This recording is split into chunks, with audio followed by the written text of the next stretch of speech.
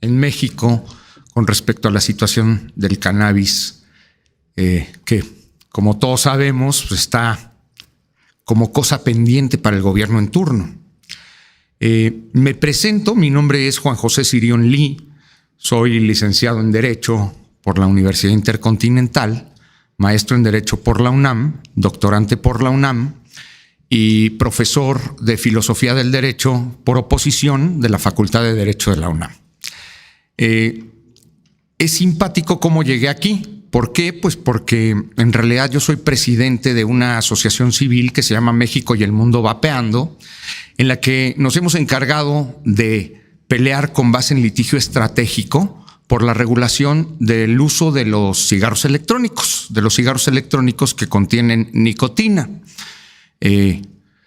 Por una situación muy extraña, sucedía que en la Expo Weed llegaba la COFEPRIS a hacer verificaciones en la Expo y en vez de ver las semillas o pues, las flores que supuestamente son ilegales, venía a decomisar los vaporizadores.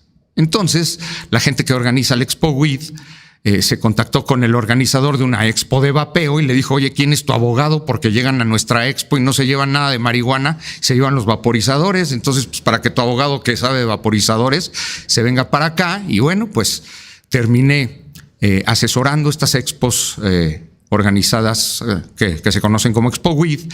Y entonces empecé a meterme a la situación legal, ya no solo de los vaporizadores de nicotina, sino de las cuestiones que tienen que ver con la cannabis, también con base en una lógica de litigio estratégico.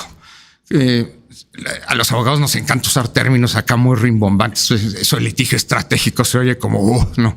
Bueno, ¿qué es litigio estratégico? Empezar a promover juicios, empezar a meter controversias contra las autoridades administrativas, legislativas, las que sea necesario, en las que no busquemos que en un procedimiento específico se dé un beneficio para una persona, sino que se logre una concepción por parte de los juzgadores. O sea, no es nada más, te voy a conseguir un permiso para que tú puedas autocultivar tu marihuana. Eso es interesante, pero eso no es litigio estratégico, ¿no? El litigio estratégico es, a ver, si no han regulado, pues ¿qué puedes hacer para obligarlos a regular? Eso se ha hecho ya antes por otros abogados brillantes que llegaron a la conclusión o que concluyeron en la existencia de la jurisprudencia que todos conocemos dictada por la Suprema Corte de Justicia y que la vamos a revisar ligeramente ahorita en la ponencia, ¿no? Entonces, bueno, más o menos ese es el entorno en el que yo estoy. Y bueno, pues vamos a empezar con esta ponencia, la escena canábica y su falta de regulación.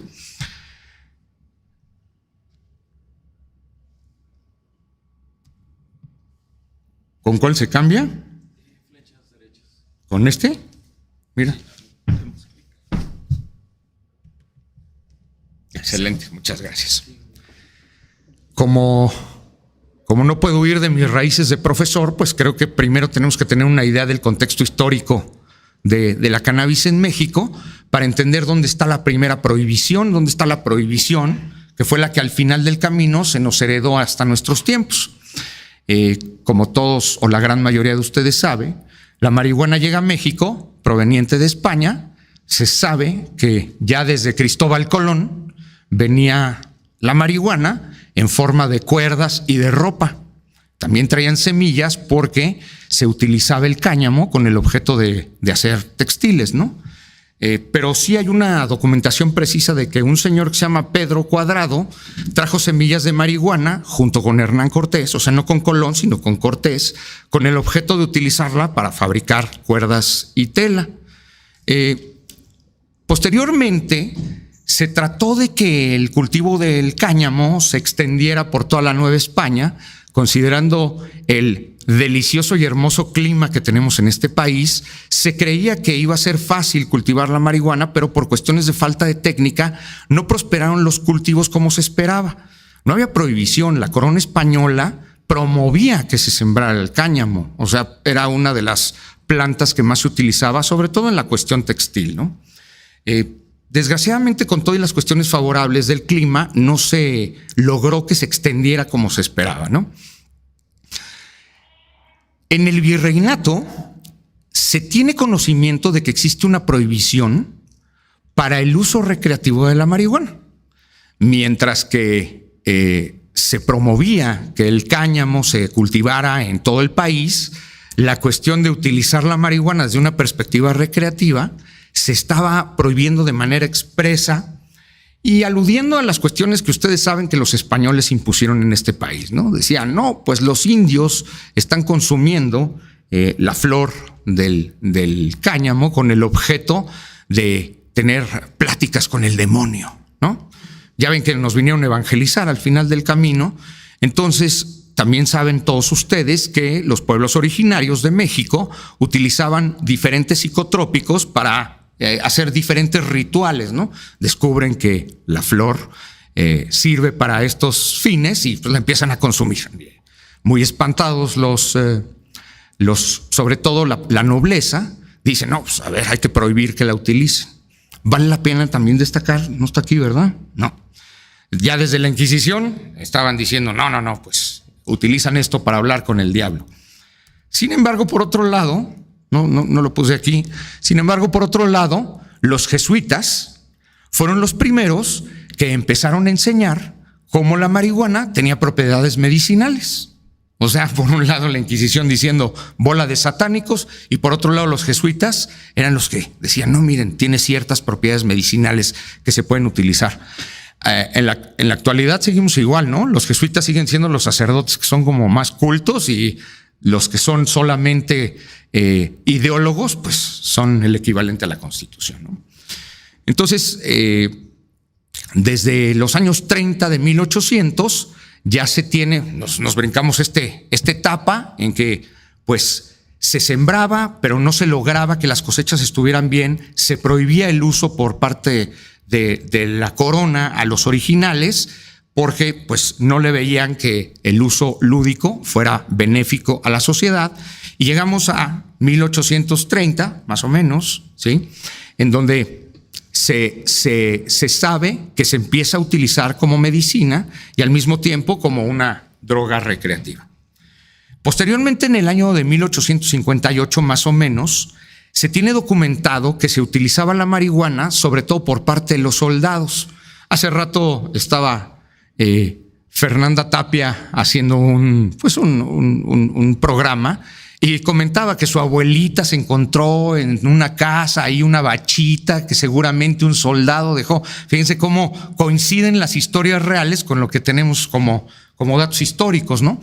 En esta guerra entre los conservadores y los liberales, los soldados que estaban conformados en gran parte por gente originaria empiezan a utilizar la marihuana pues para sentirse mejor de la situación del estrés de la guerra y al mismo tiempo para sentirse mejor de las heridas de la guerra, ¿no? Entonces, este cultivo de la marihuana y el uso, que era en primer lugar ceremonial, lúdico, por decirlo de alguna manera, empieza a ser utilizado por los soldados.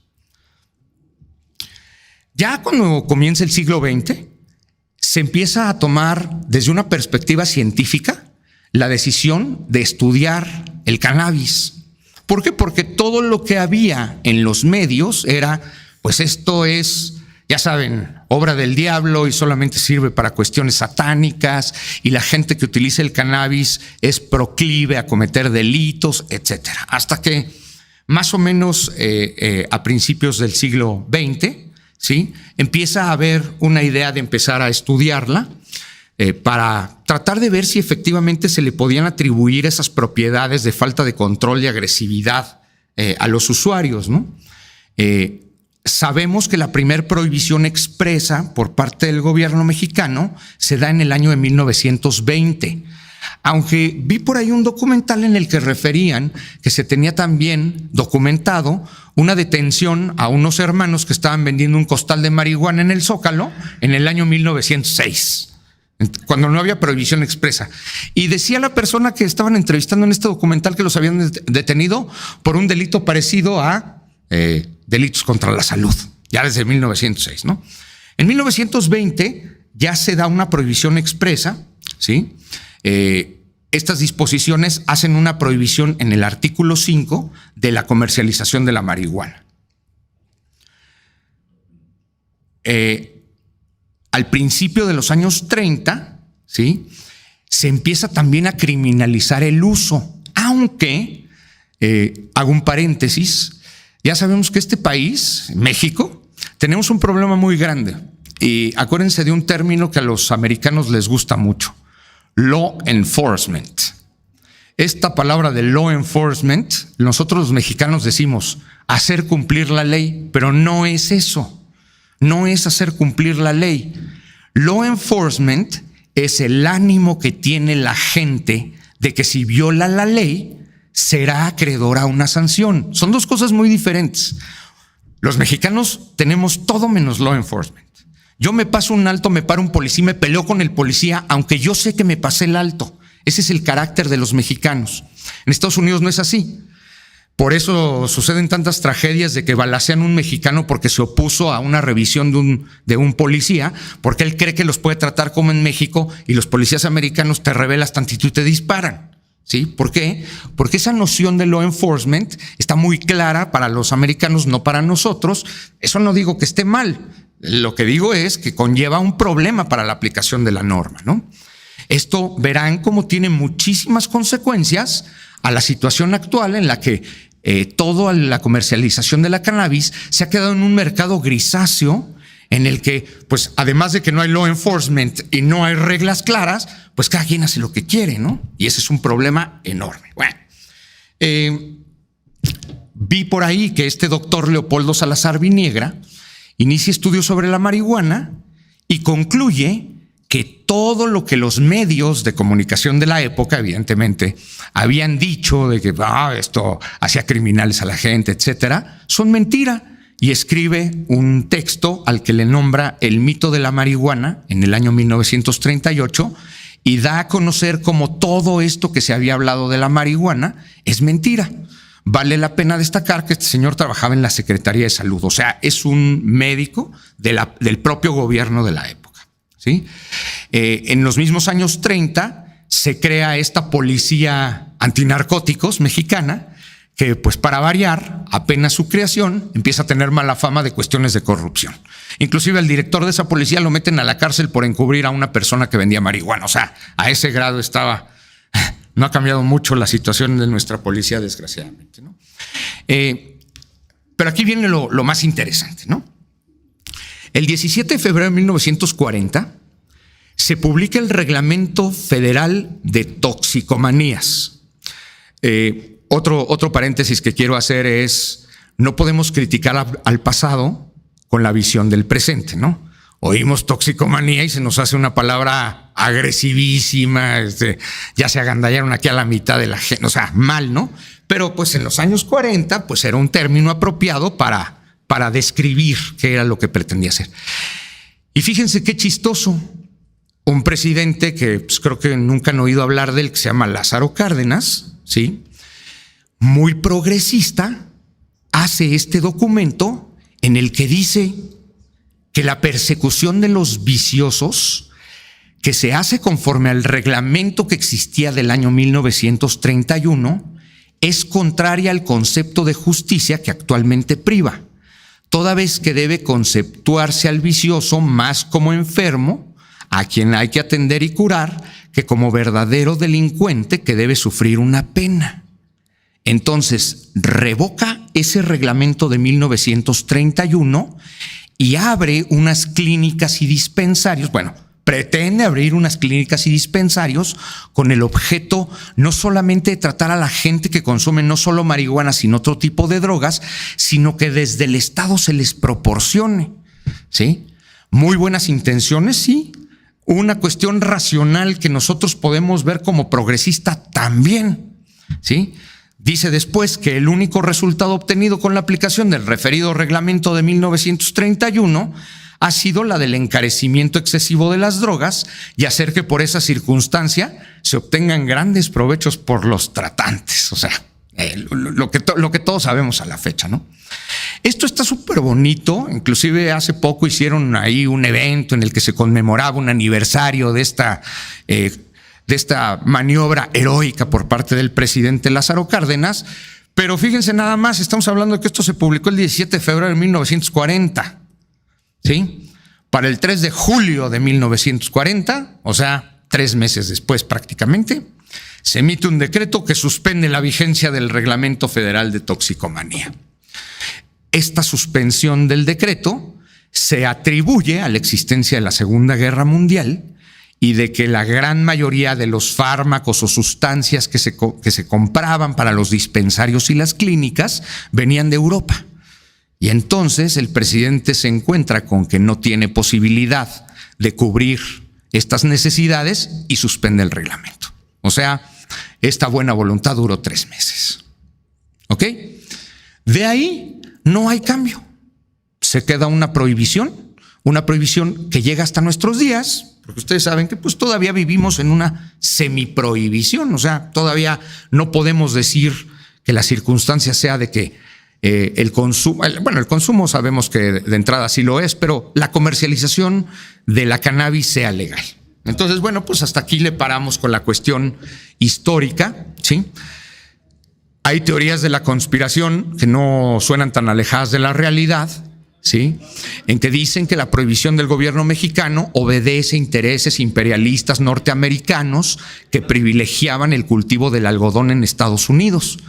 La prohibición que se hace del cannabis en Estados Unidos obedece a cuestiones de protección de los fabricantes de algodón, y en México pues nos adherimos a ayudar a los americanos en su lucha con lo que sea, porque nunca es preciso. Hasta que llegamos a este momento también histórico, que es esta jurisprudencia que se publica en el año 2019, ¿sí? Dictada por la Suprema Corte de Justicia en reiteración de tesis. Sabemos que hay 2 tipos centrales de jurisprudencias de la Suprema Corte de Justicia. Unas son por reiteración y las otras son por contradicción. Entonces, esta fue por reiteración de criterios, ya que, como les comentaba antes, otros abogados, antes que estuviera yo no hice esto pues, o sea, otros abogados, muy buenos abogados, empezaron a promover amparos partiendo de la defensa de los derechos humanos hasta que la Corte crea un criterio en el que determina, después de un ejercicio de ponderación entre 2 principios, cuál es el que debe de prevalecer.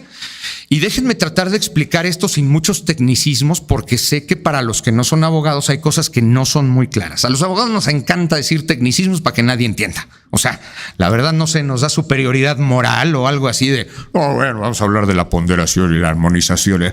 No, pero aquí el objetivo es pues que todos tengan claridad de qué es lo que pasó, ¿sí? Hay 2 principios en juego cuando se habla de la jurisprudencia de la Suprema Corte de Justicia. Por un lado, se hace referencia a la existencia del principio de la salud pública. Y por otro lado, se habla de un principio al que se le denomina el libre desarrollo de la personalidad. Entonces, cuando existen 2 principios en juego que se están contraponiendo por alguna circunstancia, lo que debe de hacer la persona que busca ponderar cuál debe de prevalecer es, en primer lugar, dar el sentido que tiene cada principio por su referencia al caso concreto. Si yo quiero hablar de qué es la justicia y les pregunto a todos, díganme qué es la justicia, pues difícilmente me van a dar un concepto que llene las expectativas de los demás. O sea, si nos pirateamos la tan famosa de Ulpiano del arte continuado y perpetuo de darle a cada quien lo que le corresponde, pues ¿qué le corresponde a cada quien, no? A mí me corresponde Angelina Jolie. ¿Quién me la da? Pues no, ¿verdad? Va a haber alguien. Exacto. ¿Sí? Y alguien dirá, ¿por qué? ¿No? Entonces, es un concepto teórico que se oye muy bonito, los abogados hablan de, pero en realidad no se entiende, ¿sí? Y si yo les empiezo a preguntar a todos qué es la justicia, todos me van a decir cosas que son incompletas. Pero si les digo, oigan, voy caminando por la calle, me encuentro un perro callejero, se me acerca, saco la pistola y le vuelo la cabeza, y les pregunto si lo que hice es justo o injusto, todos al unísono dirán injusto. O sea, no podemos conceptualizar lo que es la justicia, pero sí podemos emitir un juicio de valor con respecto a lo que es justo y lo que no es justo. Habrá algunas cosas en las que nuestras percepciones, nuestra cosmovisión, otra palabra rimbombante, o sea, nuestro punto de partida hace que veamos las cosas diferentes, ¿sí? Llámese, por ejemplo, cuando hablamos del aborto.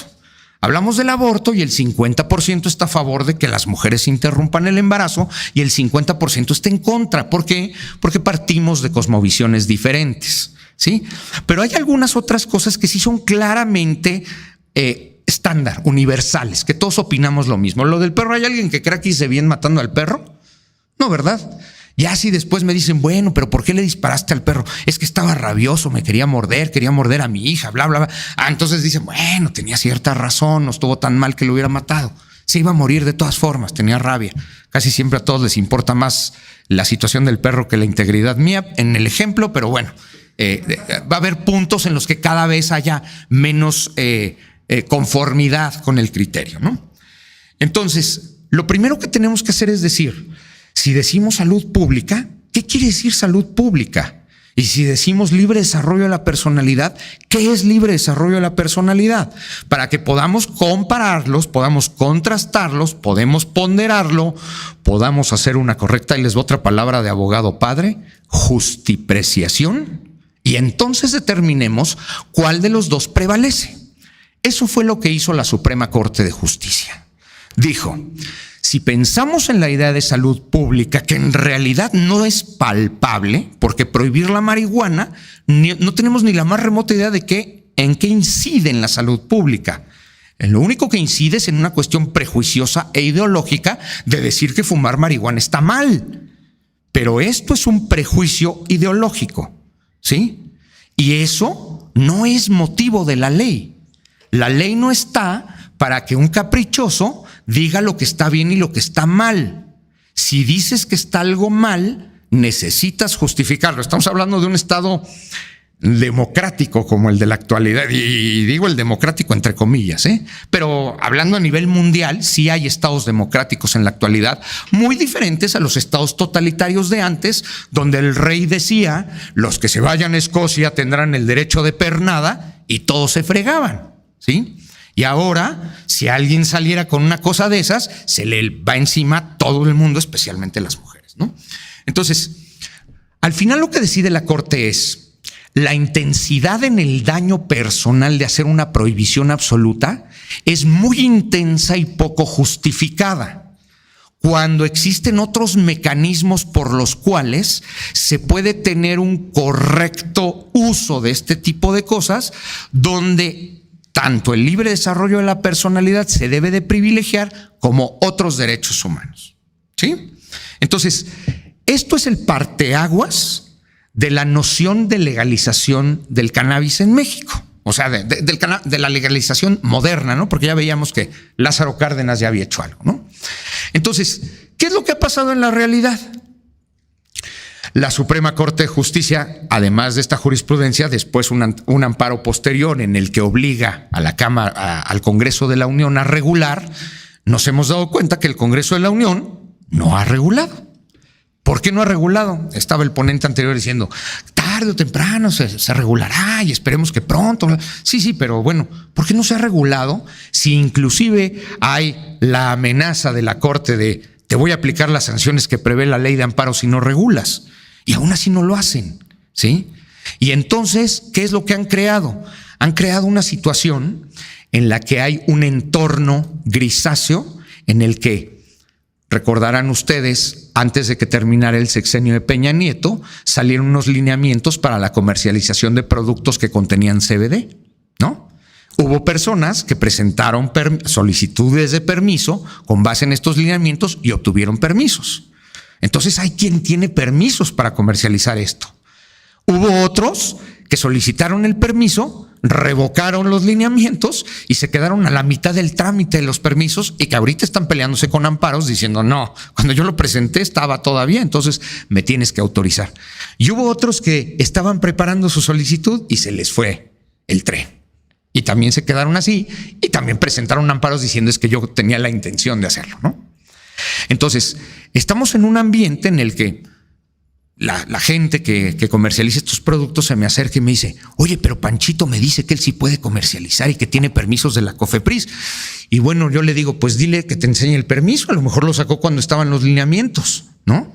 O a lo mejor tiene un amparo contra los lineamientos, o a lo mejor ganó un amparo posterior, ¿sí?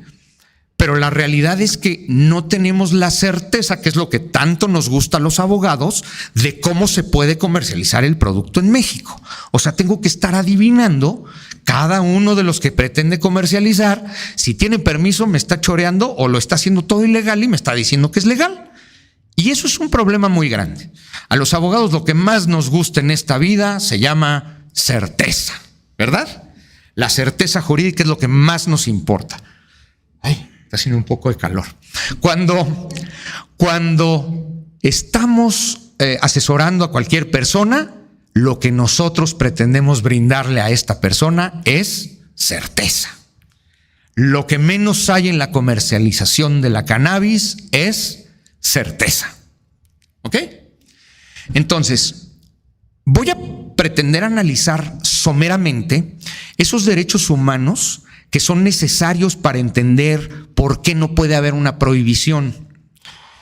Y con ello vamos a tener un entorno para saber qué es lo que tenemos que hacer para que exista una regulación. ¿Ok? ¿Está bien? Muy bien. ¿Ya están aburriendo de tanto tecnicismo? ¿Ok? ¿A los tecnicismos? Muy bien, muchas gracias. Déjenme tomar agüita.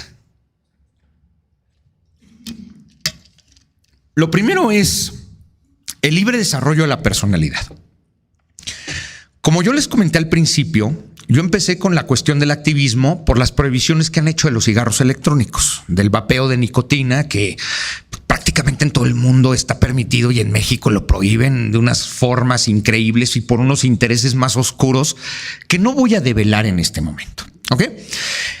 Pero nosotros, igual que ustedes, o sea, nosotros los vaperos, igual que los comerciantes y consumidores de cannabis, también tenemos una jurisprudencia de este año que también dice que la prohibición es inconstitucional. Es de agosto de 2022, por si la quieren buscar. Esta no se basó centralmente en el libre desarrollo de la personalidad como sí es la de la cannabis. Por eso es que la jurisprudencia de la cannabis es tan bonita, tan atractiva de ser utilizada tanto por los políticos como por los abogados, porque se centra en esa parte de respetar las libertades individuales, ¿sí? Y un Estado democrático no puede sino respetar las libertades individuales. ¿Ok? ¿Qué es el libre desarrollo de la personalidad?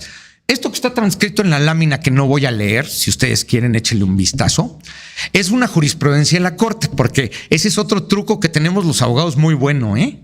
No voy a dar mi opinión, ahí les digo lo que dice la Corte, ¿sí? Y pues si la Corte se equivoca, critiquen a los ministros, no a mí. Pero bueno, yo sí voy a decir que es el libre desarrollo de la personalidad, más allá de lo que dice esta jurisprudencia de la Corte, y lo voy a decir con palabras muy coloquiales para que no digan que utilizo términos extraños. El libre desarrollo de la personalidad es el derecho que tengo de hacer lo que me dé la regalada gana, en cualquier aspecto de mi vida, con una limitación que es no dañar a un tercero o no dañar el interés público. Entonces, esto sirve como base para decir, fíjense esto, yo quiero consumir cannabis, cocaína o heroína, es mi problema. Yo quiero autopercibirme como mujer, es mi problema. Inclusive, ustedes vieron que en la Ciudad de México ya no existen los divorcios con causales. ¿Se acuerdan que antes para divorciarse tenía que haber una razón? El libre desarrollo de la personalidad obliga al juez a que porque yo ya no quiero estar casado, me divorcie. No importa nada. Yo estoy determinando mi personalidad, mis gustos, mi consumo y mis mujeres. ¿Sí? ¿Nos podremos deshacer de los hijos también? No es cierto. No, yo estoy muy contento con las mías. Bueno, entonces, este libre desarrollo de la personalidad es un punto de partida para que en un Estado democrático el gobierno tenga que proteger todas las libertades individuales de todos los individuos en todas las condiciones. Y esto se vuelve algo complicado, ¿sí? ¿Por qué? Pues porque luego hay unos que se salen de los estándares, ¿no?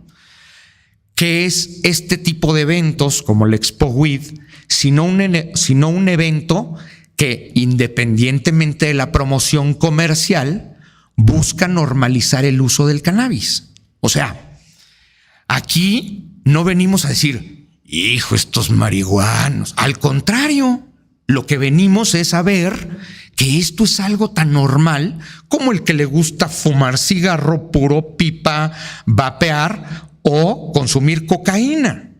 No venimos a utilizar prejuicios morales en contra de otras personas que en ejercicio de sus derechos están haciendo lo que ellos quieren, ¿sí?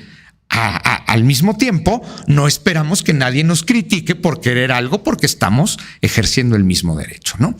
Entonces, este concepto de libre desarrollo de la personalidad es central en todo el consumo de sustancias. ¿Por qué? Porque yo puedo comer lo que quiera. Yo puedo vapear, fumar, no sé, ingerir, utilizar supositorios, para decirlo de forma muy educada, porque a mí me da la gana. ¿Ok? Estuvo educado, no digan que no. Sí, sí. Es que ya ven que decimos de otra manera, ¿no? Pero pues aquí yo no quiero decir muchas peladeces. Entonces, bueno, ahí está el punto en el que el libre desarrollo de la personalidad incide en todo esto del cannabis, que es el tema de hoy, ¿no? Nos vamos a otro derecho, el que sigue. Este es muy interesante, el derecho a la salud. Les voy a decir por qué es muy interesante. Según la Organización Mundial de la Salud, es un estado de completo bienestar físico, mental y social, y no solamente la ausencia de afecciones y enfermedades. Lo que sigue no lo dice la Organización Mundial de la Salud, lo puse yo para que entendamos bien qué es el derecho a la salud. El derecho a la salud es un derecho, no es una obligación. Nótese, no es una obligación. La justificación en la pandemia de utilizar cubrebocas no era mi salud, sino que yo no contagiara al otro. Si la justificación hubiera sido, tienes la obligación de usar cubrebocas para que no te contagies, están violando mi derecho a la salud. ¿Por qué? Porque yo puedo ir en la calle sin cubrebocas porque me quiero contagiar. Porque el derecho a la salud no es una obligación. El gobierno no puede obligarme a comer sano, ¿sí? Yo como McDonald's 3 veces a la semana porque me gusta. El gobierno no puede decir no porque se te van a tapar las arterias. Es mi problema. ¿Ok? Pero si yo decido comer McDonald's no solo 3 días, sino toda la semana, todos los días, el gobierno me debe de garantizar la posibilidad de que yo pueda comprar mi hamburguesa de McDonald's, mientras comercialmente se pueda. Pero el gobierno no puede prohibir que McDonald's venda hamburguesas, ¿verdad? Ahí es donde este derecho a la salud entra en conjunción con el libre desarrollo de la personalidad, ¿sí? Y eso es lo que no se ha atacado firmemente desde el activismo canábico. Ya dijo la Suprema Corte de Justicia que yo puedo consumir para uso lúdico el cannabis porque estoy ejercitando mi libre desarrollo de la personalidad. Pues sí, pero si no dices en qué condiciones la puedo comprar, ¿cómo ejercito mi libre desarrollo de la personalidad? Entonces tú me dices que tengo el derecho de consumir y me arrojas a un mercado informal para que le encuentre como pueda, totalmente absurdo. Es un total absurdo que han hecho nuestras autoridades por razones que en la última lámina se las voy a enseñar, mojigatas y convenencieras. Y ahorita van a ver por qué lo digo. No es de gratis. Por eso, espérate a que llegue la última lámina, te va a encantar, ¿sí? Les aseguro que les va a encantar esa última lámina, ¿sí? Entonces, esto que les voy a decir ahorita de que el paciente o los usuarios tienen el derecho a decidir si se someten o no a un tratamiento y el Estado debe de garantizar su decisión, es parte central, sobre todo, por ejemplo, en lo del vapeo con la reducción del daño, que nosotros decimos porque Inglaterra dice que el vaporizador es 95% menos dañino que el cigarro. Bueno, yo tengo el derecho a decir, voy a dejar de fumar utilizando vaporizadores, o chicles, o parches, o champix, o lo que les dije hace rato, bueno, supositorios, ¿sí? Porque yo decido qué es lo que quiero utilizar. Lo mismo sucede en la marihuana. ¿Ustedes han visto las pretensiones de regulación de la marihuana? ¿Se han fijado que no está contemplada la marihuana vapeada? Eso es una cuestión ideológica, no tiene ninguna razón de ser, ¿sí? Pero bueno, entonces, en el momento que yo decido, tengo cáncer terminal, ¿me tienen que dar quimioterapia? No quiero. ¿Me pueden obligar a que tome quimioterapia? La respuesta es no. Yo quiero tomar hierbas. Yo quiero unas capsulitas que vende la señora del mercado. Yo con esas me siento bien. Es mi decisión. Y eso el gobierno necesariamente me lo tiene que garantizar. Aunque yo esté loco, ¿eh? O sea, si yo digo, tengo cáncer terminal, pero a mí me dijeron que fumándome la cáscara del plátano se me va a quitar y todo, ¿este está loco? Ese es mi problema, ¿ok? Y esto se ancla al siguiente derecho fundamental que tenemos todos. Y este es el derecho a la información. ¿Por qué decidí que la cáscara de plátano fumada me va a quitar el cáncer? Pues a lo mejor porque no tengo muy buena información, ¿sí? Entonces, el Estado debe de garantizar que uno tenga acceso a información fidedigna, científica, debe de evitar, sí lo hace, ¿no? Debe de evitar, por ejemplo, los productos medicinales milagro que anuncian en la televisión, se supone que están prohibidos, ¿no? Cofepris emite alertas diciendo, están vendiendo este producto que dice, ¿sí? Que te quita el cáncer de próstata. Oye, y alguien confiado tomando eso y pues al rato ya se murió porque pues no le quitó nada. Y eso lo tiene que cuidar el Estado. Pero al mismo tiempo me tiene que dar evidencias reales de las cosas. Si ahorita nuestro subsecretario de Protección a la Salud llegara y dijera, es que la marihuana sirve para hablar con el diablo, pues el presidente diría, no, sí háganle caso, porque yo confío en Huguito, ¿no? A lo que voy es, lo que nos está diciendo es una mentira y nos está violando un derecho, que es el derecho que tenemos a saber la información correcta. Si a mí me dicen, si utilizas marihuana a la larga vas a tener episodios depresivos, bla, bla, bla, porque aquí están estos estudios, no quiere decir que yo la deje de consumir, pero la consumo a sabiendas de la información que tengo y a sabiendas de que esa información es real, ¿sí? Estos tres derechos, juntos, como decimos los abogados, concatenados, configuran el derecho que tenemos a utilizar y de manera indirecta a comercializar estos productos. ¿Ok? Quiero hablar rapidísimo de esto que se llama el caso de Levali en Estados Unidos, ¿sí? Para que vean cómo la manipulación de la información trae resultados terribles en la sociedad. Claro, esto tiene que ver con cuestiones de marihuana y de vapeo de nicotina. Yo estoy convencido 100% que ningún producto en la historia, bueno, a lo mejor hay alguno, pero lo dudo, ningún producto ha sido más maltratado desde la perspectiva mediática y con puras mentiras que la marihuana. O sea, la marihuana le han inventado de todo, ¿sí? Es increíble cómo hay tanta gente que la consume con toda la información tan de la fregada que hay en todos los medios, ¿no?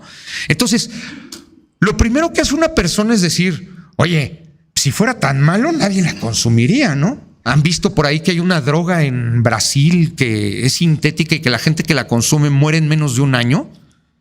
Pues ahí está, se están muriendo en menos de un año. Pero si alguien llega y me dice es que si fumas marihuana te quedas en el viaje a la primera, pues yo todavía veo un chorro que siguen fumando, o sea, no se quedaron en el viaje, ¿sí? Entonces, por sentido común, hay veces que entendemos que la información que se da tiene alguna finalidad diferente, ¿sí? Eso pasó con el caso de Levali. ¿Han oído qué es el Levali? ¿Alguien sabe qué es el Levali? Bueno, a mediados de 2019 se empieza a dar un brote de lesión pulmonar grave y aguda en algunos estados de Estados Unidos, ¿sí? Los CDCs lo primero que hacen es decir, o sea, en cuanto tienen los primeros, ustedes ven la gráfica ahí, los que más o menos por julio, los CDCs dicen, tengan cuidado, hay un brote pulmonar grave y agudo por el uso de vaporizadores. Así, uso de vaporizadores. Entonces la gente pues lo primero que hace es aguas con los vaporizadores. Y todos entienden los de nicotina, ¿sí? Cuando llegamos más o menos a agosto, que las autoridades americanas, la verdad es que tienen muchas mejores técnicas que las mexicanas para llegar al fondo de la situación, descubren, fíjense, vamos a encontrar problemas por prohibición y problemas por mala información. Descubren que esos brotes de lesión pulmonar se están ocasionando en estados de la Unión Americana donde está prohibida la venta de marihuana legal por unos cartuchos que contienen THC que se están vendiendo en el mercado negro, y hasta ahí no estaban mal. El problema es que el que los estaba vendiendo se le hizo fácil rebajarlos con una sustancia que no sabía qué era, y esa es la sustancia que causa la lesión. Esto se llama acetato de vitamina E. Entonces, ¿qué hizo el cuate? Agarró un cartuchito y dijo, lo rebajo a la mitad y le voy a rellenar con algo que parezca lo mismo para que el cartucho se vea lleno. Y le echó acetato de vitamina E. El acetato de vitamina E es liposoluble y entonces el pulmón no lo absorbe y se queda atorado. Y entonces vean de qué forma explota esta idea, esta enfermedad, ¿no? Ahí están cuántos casos hubo, 2,668 casos con 68 muertos por algo prevenible. ¿De qué manera? Regulemos la cannabis en Estados Unidos para que no haya productos de esta naturaleza, ¿sí? Ustedes saben que los americanos traen sus productos estos de trazabilidad de manera así muy bien hecha, ¿no? Entonces, ahí está la situación que se dio de Levali por un problema de información. ¿Por qué? Porque en el momento que los CDCs empiezan a saber de la enfermedad y dicen que son productos de vapeo en general, toda la gente se ve en contra de los productos de vapeo de nicotina. Y hasta ahorita en Estados Unidos se tiene la percepción de que los productos de vapeo de nicotina te pueden causar una muerte súbita, ¿sí? ¿Se acuerdan lo que les decía hace rato de que la prohibición de la cannabis en México derivaba de la prohibición de Estados Unidos? Nada más que aquí ni nos enteramos y allá era una cuestión política para proteger a los algodoneros, ¿no? Pues aquí hacemos lo mismo con el Levali. La Secretaría de Salud emite una alerta epidemiológica diciendo que tengan cuidado con los vaporizadores porque pueden causar muerte súbita. Y no obstante, los CDCs ya habían aclarado que eran cartuchos de THC vendidos en el mercado negro. En México se dice los productos de vapeo. Y de ahí empieza la cacería que ustedes han visto en los medios contra los cigarros electrónicos. Y déjenme enseñarles algo que obtuve por medio del INAI, ¿sí? Porque si se fijan en la fecha, esto fue a mediados de 2019, principios de 2020. La alerta sanitaria, la última actualización de los CDCs con respecto a esta enfermedad es del 15 de febrero. Si no mal recuerdo, el 17 de febrero salió la alerta mexicana cuando ya habían acabado los casos en Estados Unidos. O sea, es que estaban redactando la alerta y se les hizo tarde y ya se acabaron los casos. Bueno, no importa, tú di que todavía hay, ¿sí? Y fíjense esto. Le solicitamos en julio, ¿qué dice? En junio de 2022 a la Secretaría de Salud, específicamente al INER, al Instituto Nacional de Enfermedades Respiratorias, que nos dijera cuántos casos de Vali había en México. Y miren la respuesta. ¿Sí se ve? Está muy chiquito, ¿verdad? Dice, por parte de esta coordinación se reportan 0 registros de la información solicitada. O sea, falta de información, engañar a la población, buscar una prohibición, todo se conjunta para llegar a que no hay un solo caso de enfermos de Vali, porque ya se acabó en Estados Unidos desde hace mucho y aquí no llegó afortunadamente. ¿Saben qué marca tenían esos cartuchos de THC que estaban vendiendo en el mercado negro? Es una marca que hasta donde sé, espero no quemar a nadie, pero es una marca que hasta donde sé se utiliza como genérica. Decía Dank Pots. Aquí yo he visto en alguna expo una vez alguien traía esos y le dije, ¿de dónde lo sacaste? No manches, no vaya a ser aquí que empieza a darle Vali a todo el mundo. Pero no, afortunadamente en México hay 0 casos de Vali. ¿Se justifica la prohibición de los vaporizadores? No. Como no se justifica la prohibición de la marihuana. Porque si aún cuando estos cartuchos causaron la muerte de muchas personas, no era la marihuana, era la manipulación que se hizo de la marihuana. Y entonces, ¿por qué la prohibición? O sea, no hay racionalidad ni en la prohibición de la marihuana, en la prohibición de los vaporizadores. ¿De dónde sale esta situación? Y hay dos cosas que vale la pena destacar. La primera, por una cuestión de intereses económicos específicos y de cuestiones en los que incide gente que con dinero quiere imponer ideologías, ¿sí? Han oído de un señor que se llama Michael Bloomberg, un millonario, ¿sí? Filantrópico colonialista, o sea, yo ayudo a la humanidad, pero hacen lo que yo diga. ¿Por qué él no tiene ningún éxito en Estados Unidos, por ejemplo? Pues porque allá sí tienen dinero. O sea, tú vienes aquí a decir que me vas a apoyar para que abra una biblioteca, pero la biblioteca tiene que tener tu nombre, el de tu esposa, y tiene que tener en primera fila los libros que edita tu compañía. Así, idiota, hombre, no me des nada, habrá quien me lo dé. Aquí hay mucha gente con lana. Pero en los países del tercer mundo no es así. En los países del tercer mundo llega la Fundación Bloomberg Philanthropies a ofrecer becas a todo el mundo, ¿sí? Siempre y cuando hagas lo que yo te digo. En México, muchísimas asociaciones civiles, el Instituto Nacional de Salud Pública, la Secretaría de Salud, el INER, reciben becas de Bloomberg de muchos millones de dólares con el objeto de que cumplan esos requisitos de prohibir algunas sustancias, especialmente el vapeo en la actualidad, pero estoy seguro que tienen incidencia en la marihuana. ¿Ok? Ese es por un lado. Eso es teoría de la conspiración, ¿sí?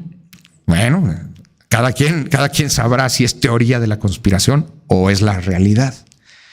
Pero hay una figura que se utiliza, especialmente la propuso el profesor Bruce Yandel, que se llama contrabandistas y bautistas.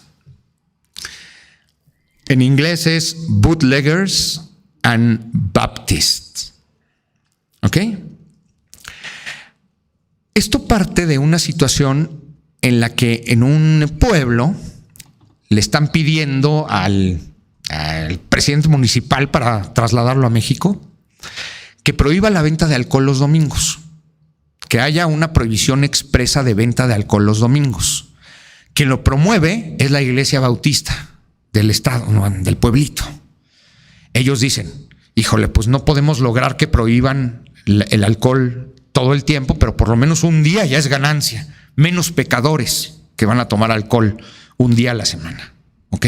Entonces ellos, desde una perspectiva de superioridad moral, lo que quieren es prohibir que un día a la semana se pueda consumir alcohol. Pero al mismo tiempo hay otro grupo que promueve la prohibición, y esos son los que venden el domingo el alcohol ilegal. ¿Por qué? Porque esos van a ganar mucho dinero por poder vender el alcohol ilegal. O sea, les conviene la prohibición. Unos por moralinos, otros por mafiosos. Pero los dos grupos contrarios están metidos para lograr que exista la regulación. Ese es el campo de la marihuana.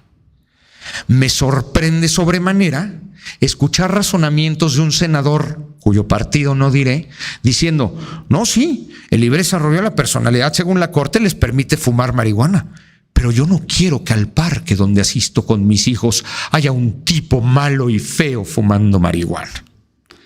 ¿Qué razonamientos son esos de un político, por Dios? ¿Sí? Pero hay otro grupo que anda, no. El 90% de esto se le tiene que dar a las comunidades indígenas porque la reivindicación de la revolución. Sí, pero ellos no tienen dinero y no va a crecer la industria. Tenemos que dejar que haya dinero de los extranjeros. Y ahí está el otro pleito, ¿sí? Los que quieren reivindicar, ¿sí? Y por otro lado, tenemos al grupo que no está en la política, que le conviene que siga así, ¿sí? ¿Por qué? Porque lo venden lo que quiere. ¿Ok? Entonces, ¿cuál es la conclusión? Con la información que les acabo de presentar, obviamente podré estar equivocado, podré tener una aproximación incorrecta y ustedes decidirán qué les sirve y qué no. tenemos que entender hacia dónde tenemos que aproximarnos con el objeto de empujar una regulación que derive de la jurisprudencia, ¿sí? El libre desarrollo de la personalidad es, puedes consumir marihuana, sí, pero no en mi closet. O sea, no puedes decir que solo me la puedo fumar en mi closet. Tienes que decir que me la puedo fumar en mi casa, en mi coche, al aire libre. Y si dices que al aire libre no puedo, me tienes que justificar a quién afecto si la fumo ahí, ¿no? ¿Por qué? Porque decir es que huele bien feo, eso no es un argumento de salud, ¿sí? Huelen más feos otros y uno se los tiene que chutar en el metro, ¿no? ¿Sí? Y no es así de a todos los apestosos se les prohíbe la entrada al metro, sería un discriminatorio, entonces te chutas a los apestosos, ni modo, ¿sí? Entonces, tenemos que concentrar nuestras fuerzas, nuestros movimientos específicamente jurisdiccionales, es lo que yo hago. Sé que hay otros que hacen un activismo diferente. Yo lo que hago es pelearme en los juzgados, ¿sí? Para hacer entender que se tiene que hacer respetar ese libre desarrollo de la personalidad para que nosotros estemos en un punto en el que no solamente sea lo que yo decido, sino qué hago con mi salud, con la información correcta que se me proporciona, y que los ideólogos y moralinos no sean los que dicten el nivel de justicia. Queremos un nivel de justicia social y no un nivel de justicia política. Queremos que los políticos entiendan que se tienen que respetar los derechos fundamentales como primera necesidad en un Estado democrático. Les agradezco mucho que hayan estado presentes aquí en esta. Y quedo, muchas gracias. Y quedo para cualquier pregunta que tengan por ahí. Sí. ¿Alguien quiere realizar?